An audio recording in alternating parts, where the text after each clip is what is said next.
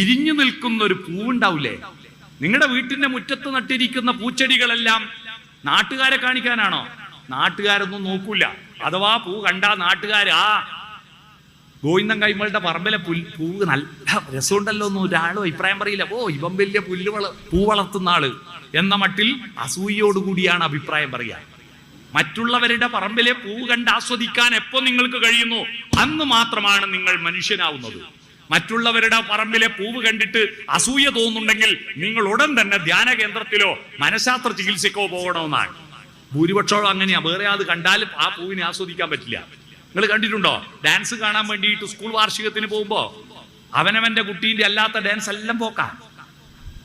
മാത്രല്ല വാർഷികത്തിന് എന്റെ കുട്ടീന്റെ ഡാൻസ് കഴിഞ്ഞു, നമുക്ക് പോവാന്ന് പറഞ്ഞ എല്ലാം തിരിച്ചു പോകും. അവസാനം വാർഷികത്തിന് അവസാനത്തെ കുട്ടീന്റെ ഡാൻസ് കാണാൻ ആ കുട്ടീന്റെ അച്ഛനും അമ്മയും കുറച്ച് സുഹൃത്തുക്കളും മാത്രം ഉണ്ടാവും.